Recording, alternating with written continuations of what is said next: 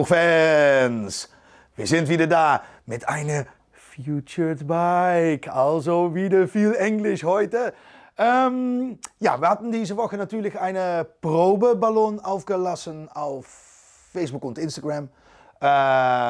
Ob es, Spaß macht, um mal meine echt alte Renner mal Featured Bike zu machen. Nou, ja, da haben wir sehr viele Reaktionen bekommen, via Insta, via E-Mail, in Kommentaren.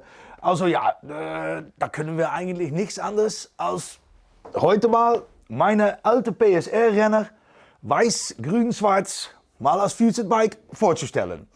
Ja, ein bisschen Geschichte. Ich habe natürlich angefangen mit Rennfahren, das war, ich glaube, Ende 2008, 2009. Und das war eine total andere Rennmaschine. Ne? Das war eigentlich meine Schlammfahrmaschine mit ein paar Straßenreifen drauf, 70 Kubik Athena AEH drauf mit 21er Vergaser. Aber ja, da konnte man natürlich mitfahren, kein Problem. Ja, ein bisschen Geschichte. Ich habe natürlich angefangen mit Rennfahren, das war, ich glaube, Ende 2008, 2009. Und das war eine total andere Rennmaschine. Ne? Das war eigentlich meine Schlammfahrmaschine mit ein paar Straßenreifen drauf, 70 Kubik Athena AEH drauf mit 21er Vergaser. Aber ja, da konnte man natürlich mitfahren, kein Problem. Aber Bremsen waren nicht zureichend. Das waren eigentlich normale Puchnaben. Das ist auch Wichtigste. Ne? Man kann schnell fahren, aber bremsen muss man auch können, speziell im Rennen natürlich. Nicht, wenn alles gut geht, aber wenn da eine Notsituation kommt am Strecke, ja, muss man einfach gut bremsen können. Ne? Und da haben wir gesagt, in 2010, glaube ich, war das, wir bauen eine echte Rennmaschine. Und das ist also diese geworden. Ja, ich laufe mal erst den Rahmen nach, was wir so all gemacht haben, um eine echte Rennmaschine zu bauen. Diese ist mittlerweile, ist es eine Pensionado, steht hier bei uns im Kantine. Also da sind ein paar Teile, die nicht mehr da sind. Also wir haben ein Set normale Stoßdämpfer jetzt drauf. Ich habe noch ein Set rumliegen in meiner Werkstatt. Also ja, die müssen eigentlich wieder drauf und vielleicht fahren wir nächstes Jahr bei unserer Präprolog. Ich denke, das kommt wieder im März, also vor dem Anfang von der Rennsaison, wollen wir wieder als Puchshop eigentlich eine Prolog machen, dass wir alles schon ein paar Runden fahren können. Ne? Nach einer ganzen Winter schrauben und basteln ist das schön, um wieder auf die Strecke zu sein. Hoffentlich trockenes Wetter. Letztes Mal hatten wir Glück. Und vielleicht nehme ich das mal mit, aber da kommen wir noch später drauf, weil jetzt läuft es nicht. Okay, was haben wir alles gemacht an dieser Rennmaschine? Ich fange mal hier an und dann arbeiten wir so langsam nach vorne. Ne? Ja, natürlich, was man gleich sieht, ist eine Rennverkleidung. Und diese Rennverkleidung, der passt nicht ohne Schweißarbeiten. Man will hier gemütlich sitzen, also, und das muss auch stabil sein. Also da kann nichts damit passieren. Hier in den Niederlanden sind diese Stoß, ja, wie sagt man das, Stütz, Nylon, Buchsen sind Pflicht. Also 1, 2, 3 ist eine Dreiecksverbindung eigentlich. Und somit, wenn man stürzt am Asphalt, dann beschädigt das Asphalt nicht. Die meisten denken, das ist, dann beschädigt meine Maschine nicht. Nee, diese Rennstrecke-Inhaber, die sagen einfach, ja, die Maschine, das ist kein Problem, wenn das kaputt ist, aber wir wollen, dass unsere Asphalt, dass da keine Kratzer reinkommen. Also daher Dreieck mit Nylon-Buchsen, Lenker, Fußrasten und da hinten. Also ja, ich denke, wir zeigen das noch in Detail. Also hier unten sind natürlich allerlei Streben geschweißt, die das Teil tragen, wo natürlich das meiste Gewicht ist, weil man sitzt hier. Ne? Okay, was auch Pflicht ist, bei uns auf jeden Fall in den Niederlanden, ist eine gute Kettenschutz. Und da ist noch etwas dazugekommen. Damals, vor 10 Jahren her, 10, 12 Jahre her, war noch eine Ritzelabdeckung, war keine Pflicht. Also da war nur, Kettenschutz war mehr als genug und es muss jetzt hier noch bei modernen Rennmaschine, Rennpuchs, muss hier noch eine Schild sein, dass das hier auch abgeschirmt wird. Nou, maar damals noch nicht. Damals war es eigentlich noch eine Runde um die Kirche, sagen wir immer. Also Straßenrennen. Nicht auf eine echte Rennstrecke. Also wir haben damals 6 Stunden gefahren und in Dörfer eigentlich. Jetzt ist es alles etwas professioneller geworden. Also daher, diese Reifen war damals echt, ja, die musste man haben. Da waren Michelin Pilot Sporties. Da kann man jetzt nicht mehr damit fahren. Ja, man kann damit fahren, aber da kann man nicht mitmachen. Jetzt fahren wir mit Badlachsreifen und die sind breiter, also mehr Gummi an die Straße, kann man schneller um die Kurven gehen. Ne? Einfach. Also, Schwinge ist einer aus unserem Shop. Haben wir selbst entwickelt. Ist hier voorzien mit Nylonbuchsen. Das ist jetzt also etwas anders geworden. Jetzt bei meinen neuen Rennen, moderne Rennen muss ich sagen, haben wir hier Lager eingeschweißt oder Nadellager rein, wie diese moderne Crossmotoren haben. Gehen wir nach vorne. Weil sonst wird wieder Sendung zu lang, bekommen Leute Langeweile, müssen wir nicht haben. Also das hier auch. Diese Fußrasten sind eingebaut, sehr schwer verarbeitet damals. Jetzt sind die leichter, dünner, besseres Material. Musste man viel machen hier mit Einschweißen. Hier ist noch so eine kleine Kettengleiter da unten. Das ist die Kette. Und die zit jetzt so ziemlich stramm, eigentlich zu stramm. Hier noch eine Gleiter, oben eine kleine Gleiter, war ich mal vergessen. Okay, gehen wir weiter nach vorne. Was haben wir hier? Ja, auch wieder, genauso wie bei El Disastro. Ne? Da war auch so ein Klapper drin gemacht von Alu. Daher habe ich auch diese Schlüssel mitgenommen. Und dann zeige ich mal, was da hinten ist. Da hinten ist, ja, also ja, auch wieder schön. Bremskabel haben wir verlegt im Rahmen. Also geht hier nach innen. Aber was ist denn das, ne? Hey, Zündkerzenkabel. Ja, schau mal rein, Kleines. Hier ist also unsere PVL-Spule. Ja, richtig eingebaut. Kann keine Feuchtigkeit dabei. Es kann Feuchtigkeit haben, ne? Kein Problem. Aber wenn man zum Beispiel eine 6-Stunden-Rennen fährt, ja, und im Regen, ja, dann kann es oft ein bisschen zu viel werden. Ne? Also daher, wir schneiden das Loch größer. Man sieht auch, das ist so ein, ich weiß genau, wie das ging. Dann ist es im Rennen gewesen und ging das nicht offen. Ja, dann muss man eben eine Schraubendreher dazwischen. Ne? Also es ist eine Rennmaschine, keine Showmaschine. Ne? Hoppakee. Na, mach ich nicht später, mache ich jetzt. Sonst vergesse ich das wieder. Und das ist eine teure Schraube. Ne? Das ist so eine Alu-Version. Über Schrauben gesprochen. Wir haben hier auch ziemlich viel Titaniumschrauben dran. Also Motoraufhängung. Das ist Titanium. Das ist Titanium. Ich glaube, hier am Lenker sind noch ein paar Titanium. Das hier sind alle Alu-Schrauben. Natürlich, Gewicht ist am wichtigsten. Also damals war ich noch 98 Kilo, denke ich. Jetzt um die 85. Also das macht echt einen großen Unterschied. Man sagte immer, 10 Kilo ist 1 PS. Das stimmt echt. Also ich habe das auch nicht mehr gefahren. Vielleicht ist das schön. Damals war es nicht die schnellste. Auch nicht offiziell. Weil eigentlich habe ich das letzte Mal das benutzt zum Trainieren.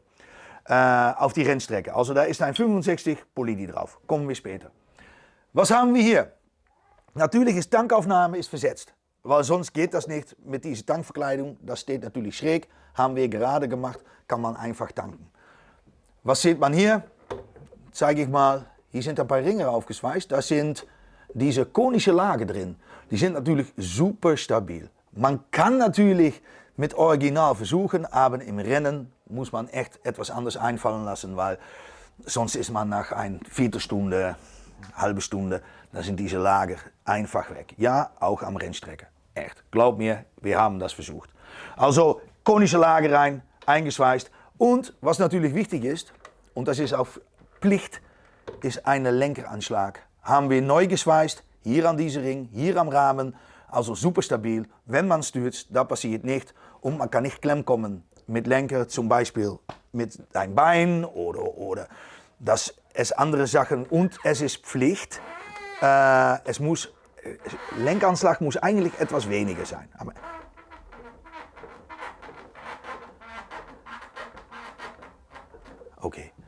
Gut. Also, zum Gabel. Gabel ist eine, oh, was war das auch schon wieder? Das war, glaube ich, eine EBR Luxus. Die haben wir hier gespindelt, also größer gemacht, weil diese Gabelholme, die sind von Honda MBX. Also 29, ja, sagt das gut, 29 mm Außendurchmesser. Geht nicht in so eine Gabelaufnahme. Aber das haben wir also behoben, mit das Loch größer zu machen. Dann passen diese MBX Gabelholme passen drin. Okay, dann sieht man hier keine Mutter, aber eine Schraube. Das ist eigentlich eine ganze Achse, die geht durch bis am Unterseite. Und also wenn man das lose dreht, kann man das rausnehmen, kann man den ganzen Gabel rausnehmen. Einfach, vielleicht kommt das mal in Handy. Wir haben es nie benutzt, aber es kann. Und ich denke, wenn man Rennfahren hat und man hat noch eine Reservegabel dabei, dann muss man das, wenn man das krumm fährt oder so etwas, muss man das natürlich wechseln können. Dann gehen wir zum, ja, das war echt noch alte Schule, ne? Also so eine Gas, wie sagt man das, Rohrklammer mit einem Gummi und dann haben wir das so gefahren. Das darf man jetzt nicht mehr. Oh, da bist du. Diese Ecke, die sind natürlich scharf, jetzt machen wir das aus Plastik. Ne? Aber damals, kein Problem. Nummer 26, natürlich mein eigenes Startnummer. Ja, und das ist eigentlich bei mir immer Pflicht. Ne? Ohne Nummer 26 kann ich nicht fahren. Gute Stabi. Ist, glaube ich, eine Standardversion von Honda MBX. Aber dann passt natürlich dieses Schutzblech nicht mehr um. Müssen wir also untermontieren. Kein Problem, macht man dann einfach. Ne? Ja, und dann Felgen. Felgen sind von Kira, habe ich damals im Shop gehabt, sind jetzt wieder zu kaufen, aber nicht mehr in diese schönen Farben. Ich glaube nur in Gold und Silber. Damals war das Rot. Ja, das Rot ist schon ein bisschen verfärbt natürlich. Es ist schon 12, 13 Jahre alt. Ne? Aber das hier, das ist echt eine Meisterarbeit von unserer Haustuner, der Kleintuning. Das ist eine Narbe, 120 mm von einem Kreidler RS Motorrad Mokik. Ne? Hier in den Niederlanden war das eine Mofa. Habe ich auch hier in den Niederlanden gekauft. Also hat man neue Lager drin gemacht, hat man passend gemacht mit diese Buchse für diese Gabel. Das ist alles ziemlich einfach. Aber das hier ist eine Facharbeit. Ne? Also Locher drin. Locher zwischen die Speichen. Hier Narbe sauber gedreht, sagen wir. Da sind normal diese Rippen drin. Weg damit. Also das heißt auch, dass diese Narbe schon original echt überbemessen ist. Ne? Also der kann echt viel haben. Die kann man echt ich denke 500 Gramm erleichtern. Und das ist, was man will. Komm mal nach diese Seite.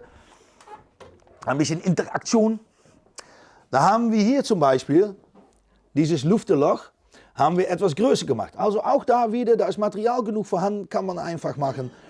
Loch hier, natürlich, das ist nur für die Schönheit. Ne? Ja, es wird leichter, aber es sieht auch einfach geil aus. Haben wir hier eine Aufnahme gemacht, geht hier drinnen, ist hier verschraubt. Also da kann echt nichts passieren. Nur wenn man das schnell wechseln will für ein anderes Vorderrad, ja, dann ist es etwas aufwendiger. Ne? Wenn man zum Beispiel Platzen gefahren hat, ja, dann wird das etwas schwieriger, aber ja, macht nichts. Ne? Dann ja, ist man eigentlich verloren. Also ja, das war eigentlich Gabel. Gabel ist eigentlich, das war das Aufwendigste zum Bauen. Und Narbe natürlich, das dauert. Mittlerweile, bevor du gleich auf eBay Kleinanzeigen geht oder Marktplatz, diese Narben, die sind sau teuer geworden. Ich glaube, die habe ich damals gekauft für 50 Euro. Ne? Und das fand ich schon teuer für eine alte Narbe, die gar nicht aussah. Aber jetzt, ich glaube, die kann man nicht mehr unter 200 Euro finden. Ne? Vielleicht 150 Euro, 200 Euro, aber billiger geht nicht. Ja, Schrott. Schrott kann man genug kaufen, aber dann sind diese Speichelöcher ausgeschlagen, dann ist es hier innen nicht gut. Dann ist dieser Stahlrand, der innen gepresst ist, der ist ganz weg. Ja. Schrott kann man immer kaufen für wenig Geld. Ne? Ja, und dann sind wir an dieser Seite angekommen. Dann denke ich, dann gehe ich mal zum Motor. Wir sind gleich wieder zurück. Oh, bevor wir zum Motor gehen, bin noch etwas vergessen. Ich habe natürlich noch mehrere Rennverkleidungssets. Also das hier war der erste. Also das ist, wie heißt das, diese Farbe, das ist das Weißperlmutt, ne? Und die habe ich selber lackiert damals. Das war eigentlich sehr gut gelungen. Und ja, das ist eigentlich ein Komplettset. Habe ich 2 Jahre damit gefahren, glaube ich. Und dann ist das einfacher mit einer, ja, ist noch eine, guck, schön, ne? Selber lackiert. Ah. Und ja, das ist eigentlich dasselbe Schutzblech natürlich, aber dann mit diesen Farben. Dann hatte ich hier noch so ein, ja, Windgleiter dabei. Kann ich jetzt nicht passend machen, aber passt, ohne Probleme natürlich. Ne? Aber ich fand das so, das Problem ist, es bringt etwas mehr Kühlung, sag mal 2, 3 Grad. Nou, das ist schon viel für ein Zweitakt. Ne? Aber ja, es war im Weg. Also wenn da etwas kaputt geht oder man muss etwas Neues abstimmen oder eine neue Abstimmung machen oder Düse ist mit dem Wetter nicht gut, ne, das kann ja alles passieren am Rennstrecke. Ja, da muss man jeweils das Ding ausbauen und das war mir eigentlich zu viel für diese 2, 3 Grad, was man gewonnen hat an Kühlung. Aber wenn das drauf ist, boah, ja, das sieht ja geil aus. Ne? Haben wir. Dann haben wir noch eine Rennverkleidung. Und die ist echt sau geil. Vollcarbon. Schau mal. Hat eine Bekannte von mir gemacht. Und der ist jetzt krank. Das ist echt so schade. Aber diese ist aus 14. Diese ist in 12 lackiert. Das war lackiert von Custom Bart. Auch ein Bekannter von mir macht das jetzt leider auch nicht mehr, hat aufgehört mit Lackieren, aber der hat echt gute Arbeit geleistet und ich fand das so geil. Und eigentlich, ja, man kann natürlich das wechseln, daher, hier haben wir einen Fehler gemacht, passiert uns auch, ne? Kein Problem. Oh Mann, so ein Staub, so schade, aber wenn man das so sieht, wow. Ja, und ja, weiter sehr einfach, aber schön, ne? Habe ich auch natürlich ein Schutzblech dabei. Oh, ein bisschen Vorsicht. Ja, Vollcarbon. Auch Eigenbau eigentlich. Habe ich selber mal laminiert und das ist nicht so gut gelungen. Aber man versucht so etwas ab und zu. Auch noch, was ich habe, das gehört eigentlich zu dieser andere Rennverkleidung, die hier liegt. Ja, ist echt in 70er Stil. So mit diesem orangen Glas drin. Ich weiß nicht, ob das so passt, ne? Ja, und dann lief das so durch hier am Rennverkleidung. Ja, affengeil. Ich konnte mir aber nur nicht gewöhnen, da war so hier eine Stütze dran, die ist abgeschweißt, abgetrennt. Ich konnte mich nicht gewöhnen, dass der Lenker bewegt und das bleibt statisch. Also Rennverkleidung vorne steht still und Lenker lenkt. Oh, da konnte ich mich nicht dran gewöhnen. Habe ich einmal damit gefahren, gleich auf die Seite geschmissen. Aber ja, so hier im Museum sieht das einfach geil aus. Ne? Ja, mal sehen. Na, zum Motor. Kickstart-Motor. Ja, schwerer als ein Anrollmotor, weiß ich. Aber es ist so viel einfacher, um einen Motor von Puchmaxi anzutreten, statt anzuschieben. Ja, im Rennen machen wir das immer jetzt. Fahrt eigentlich die Top 10, Top 15, die fahren alle mit diesem Zielstarter. Und dann braucht man hier nur eine kleine Deckel leer, weil man braucht keine Druckplatte mehr natürlich und so weiter und so weiter. Und das hier, ja, ist denke ich 700, 800 Gramm schwerer. Ja, dann ist eigentlich die Wahl einfach gemacht. Ne? Gut, aber ich fahre noch immer Kickstarter-Motoren. Auch an meine modernen Renner immer Kickstart-Motor. Ich finde das einfach, da muss man ja etwas schneller fahren, ne? Statt Gewicht besparen. Ja, gut. Was haben wir erzählt? Eine Polini drauf. Also da dürfen wir damit fahren. Damals nicht, war nur 50 Kubik. Also alles war 50 Kubik. Entweder mit Membraneinlass am Zylinder, Membran am Motor, GME, gehausen Membraneinlass, oder eine schlitzgesteuerte Zylinder war erlaubt. Na, 65 Kubik, also nicht diese Polini. Na, zum Trainieren habe ich zuletzt diese Motor gebaut und ich bin ein paar Mal damit gefahren. Ich muss sagen, da war noch ein Hitzeproblem drin und Polini ist echt empfindlich. Das wissen wir alle, ne? Man muss schon richtig Arbeit dran machen, dass es heile bleibt. 8 Newtonmeter anziehen, keine 9, keine 10, nee 8. Diese Einlass muss man echt mit sehr viel Dichtmasse versehen, dass man das nicht zu fest dreht, weil wenn man das zu fest dreht, verformt der Zylinder. Polini hat das schönste Alu-Material von allen Zylinder hier im Shop. Hat es, aber es ist so leicht und so empfindlich, man kann fast nichts damit. Ne? Also immer Vorsicht. Na, dann haben wir das mal versucht. Also Kanäle im Motor sind angepasst an Zylinder. Kopf ist natürlich bearbeitet. Man sieht das auch. Ne? Wenn man hier schaut, da ist fast kein Raum mehr dazwischen. Ne? Also so eng ist das drauf. Quetschkante von 0,8 glaube ich bei diesem Zylinder. Ist echt 0,8 mm hier zwischen. Ja, man muss natürlich auf diese Weise Rippen hier wegschleifen. Das ist ja halt so mit diesen Einlassen. Das ist eine Malossi-Einlass mit 4 Klappen Membran statt 2 Klappen Original. Und mit dieser großen Vergaser, ja, man muss einfach ein paar Rippen wegschleifen. Aber das ist auch nicht optimal für Kühlung. Diese Zylinder ist eigentlich nicht geeignet für Rennen, ne, nur für Straßen. Aber wir haben das mal versucht und es läuft eigentlich wie Sau. Ja, es ist jetzt keine Kupplung drin. Kann man auch hören, da ist nichts drin. Ist es vielleicht eine Idee, dass wir später, aber dann brauche ich eure Hilfe, ne? Eure Antworten. Schreibt in die Kommentare oder eine E-Mail an info@buchshop.de. Soll ich das wieder ans Laufen bringen, zusammen mit der Erik? Vielleicht ist eine Idee. Es ist eigentlich nicht so schlimm, denke ich. Ich denke nur Öl drin, Kupplung drin, Öl drin. Gute... Da muss man gut sagen, Auspuff ist ja dran, ja, vielleicht neues Benzin drin. Oh, das wird noch eine kleine Arbeit, denke ich. Ja, Bremsen, alles ist gut, Luft in die Reifen. Vielleicht ist eine Idee. Wir machen das gerne, aber wir brauchen eure Antworten, also schreibt das bitte. Müssen wir das wieder ans Laufen bringen und dann hier am Platz eine Runde fahren? Ist das eine Idee? Und wenn das wieder gut fährt, dann nehme ich das auch wieder mit nach Präprolog. Da ist auch der Robert, unser Kameramann, wieder da. Und der kann ein Filmchen machen, dass wir da auf die Strecke sind. Sag's einfach, kein Problem. Mal sehen, was kann ich noch weiter erzählen? Ja, wir fahren immer eine gute Wahl. Diese Domino, ja, hört man gleich, ne? Domino, Gashändel haben wir immer. Ja, das ist auch nicht mehr erlaubt. Diese kleine mit diese Magneten drin. Das müssen jetzt alle große Dinge sein. Die müssen von außen sichtbar sein, von 20 oder 30 Meter. Wenn da diese Bahnkommissarissen sind oder diese Streckenkommissarissen sind, die mit diese gelbe Flagge und so, ne, Fahnen. Die müssen sehen, dass das gut an deinem Handgelenk dran ist. Ne? Mit so einem rotes Kord. Ja, das ist rot, aber nicht rot genug, haben die gesagt. Ja, Regel.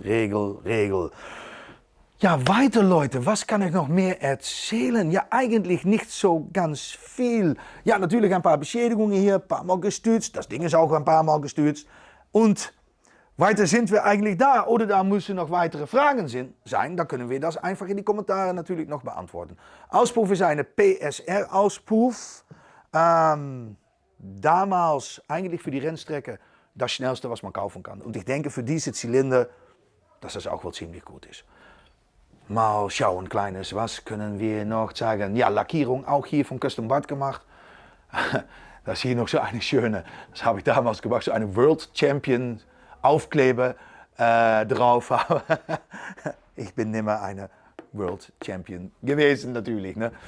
Also ja, ich denke, das war's. Ja, hier am Motor, das ist vielleicht noch schön. Da arbeiten wir noch daran. Also, das ist eine Belüftung, weil Kühlung ist wichtig. Ne? Man will so wenig wie möglich Hitze im Motor haben. Da haben wir das entwickelt damals und auch wieder dasselbe Problem. Da war derselbe Mann, der das hier machte, hat aus diese gemacht. Also hier wird Luft angezogen, dann geht hier eine Luftströmung. Natürlich, wenn man fährt, geht hier Luft entlang. Und dann ist hier so eine kleine Buchse eigentlich eingeklebt. Und dann wird also durch die kalte Luft, wird diese Warmluft wird eigentlich abgeführt. Nach hinten, weg damit. Und hier kommt wieder Frischluft drin. Also das war auch wieder ein paar Grad Unterschied. Und das ist natürlich ja, was man will. Ja, Leute, ja, Bremsen würde ich jetzt auch anders machen. Hier ist eine Nachbau Bremsankerplatte drauf. Ich konnte das Wort nicht so genau finden.